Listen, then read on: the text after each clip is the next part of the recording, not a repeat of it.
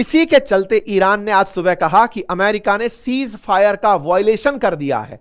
मतलब तुम वहां से जहाज निकल रहे हैं, उनको निशाना बना रहे हो तो सही, यदि ये सीज फायर, तो ये कैसा सीज फायर है भाई कि जहाज निकलने नहीं दोगे तुम, तुम्हारे बाप का रास्ता है, तुम रोक करके खड़े हो गए कि नहीं साहब यहीं से हम रोकेंगे, किसी और को नहीं निकलने देंगे।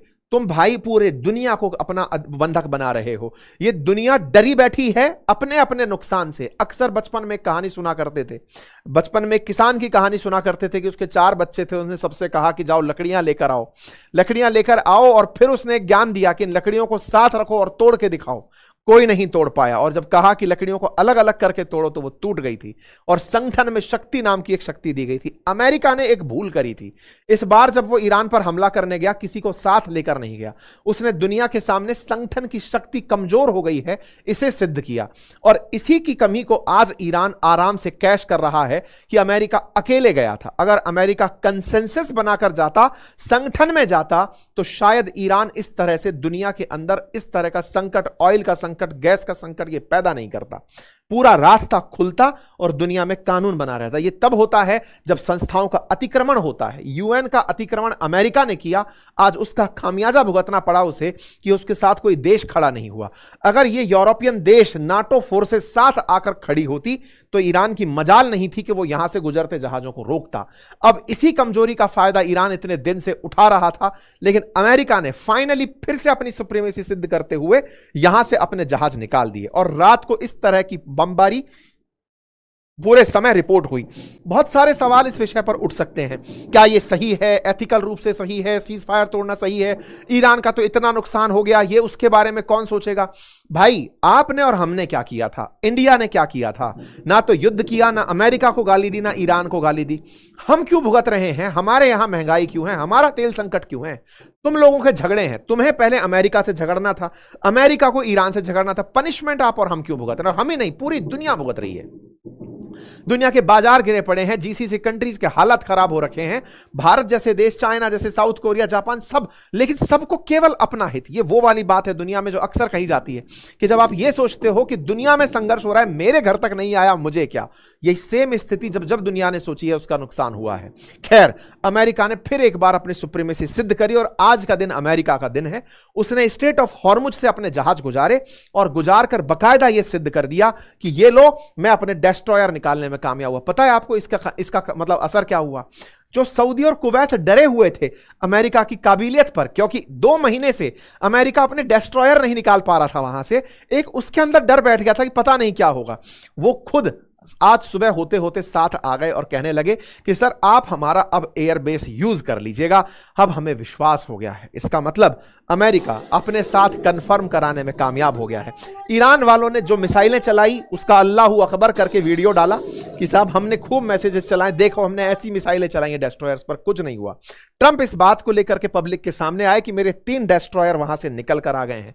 ये छोटी बात नहीं है, अमेरिका ने सिद्ध कर दिया कि अब दुनिया के जहाजों को मैं निकाल पाऊंगा। केवल पहले कह रहा था, आज मैंने करके दिखा दिया है। खैर, अब सवाल यह है कि इससे दुनिया निपटने के लिए क्या कर रही है। सबसे पहले यूएई ने, क्योंकि देखो अल्टीमेटली ईरान के 2 तरीके थे, पहले स्ट्रेट ऑफ हॉर्मुज के जहाजों को निशाना बनाओ, और दूसरा जब यह कुछ ना हो तो यूएई जैसे देश पर हमला कर दो। यूएई ने पूरी रिपोर्ट बना करके तैयार की है। 2800 से ज्यादा हमले अब तक ड्रोन और मिसाइलों के यूएई के ऊपर हुए हैं। जिसने युद्ध में एक पत्थर नहीं फेंका, ईरान ने उसको निशाना बनाया। उसकी गलती सिर्फ इतनी थी कि वो अमेरिका का मित्र था। साथियों, इसे इस तरह से आप बिल्कुल भी अग्री नहीं कर सकते कि साहब आपको मैं निशाना इसलिए बना रहा हूं, कल को वो इस बात के लिए निशाना, ये वैसी वाली बात हुई। कल को पाकिस्तान भारत पर हमला इसलिए करे कि साहब मैंने आतंकी हमला इसलिए किया क्योंकि भारत दुबई के साथ था या फिर भारत अफगानिस्तान के साथ था। ये कोई लॉजिक तो नहीं हुआ। हर देश की अपनी स्वतंत्रता है। यूएई के ऊपर होने वाला हमला अगर ईरान ऐसे जस्टिफाई करता है तो ईरान ने इसका, यूएई ने बकायदा इसका रिकॉर्ड तैयार करना शुरू कर दिया है। और रिकॉर्ड तैयार इसलिए किया जा रहा है कि आने वाले समय में वो यूएन के सामने ईरान को कटघरे में खड़ा रखे केवल खुद से प्रतिबंध मांगेगा कि इसके ऊपर प्रतिबंध मेरे कारण लगाओ कि इसने मेरा नुकसान क्यों उठाया। खैर, इस बीच में ईरान वाले क्या कर रहे हैं, वो बड़े खुश हो रहे हैं। देखा, ट्रंप जहाज निकालने की कोशिश कर रहे थे, कैसी कैसी मुसीबतों का सामना करना पड़ा। नहीं साहब, हम आपके फिलहाल इन मजाक पर और इन मीम्स पर बिल्कुल खुश नहीं हैं। ईरान वालों, आपने जो हरकतें की हैं दुनिया के लिए सही नहीं है।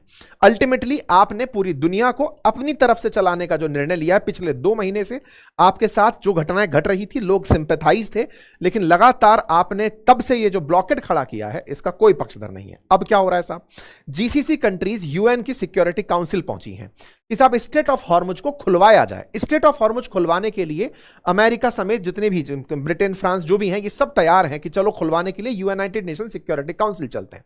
वहां दिक्कत क्या आ रही है, चाइना और रशिया आकर के पहुंच गए। वो ये कहना चाह रहे हैं कि हम वीटो करेंगे इस बात। क्यों? बोले पहले इस पत्र में यह लिखवाओ कि अमेरिका और इजराइल ने ईरान पर हमला किया था, इससे उसने रास्ता बंद किया। मतलब हम रास्ता बंद करने को जस्टिफाई करवाना चाहते हैं कि ईरान पर हमला अमेरिका और इजराइल ने किया, परिणाम स्ट्रेट ऑफ हॉर्मुज बंद होकर हुआ। तो भाई साहब, यहां पर अमेरिका के शत्रु चाइना और रूस भी गलत हैं। आप सोचकर देखिए कि खुद चाइना इसकी वजह से सफर कर रहा है, फिर भी वो अपने आप को, क्योंकि उसे अमेरिका को दिखाने का, नीचे दिखाने का वीटो पावर में जगह मिल रही है, इसलिए वो उसको यूनाइटेड नेशन सिक्योरिटी काउंसिल में घेर रहा है। खैर, दुनिया इन सब चीजों को देख रही है, समझ की जरूरत है।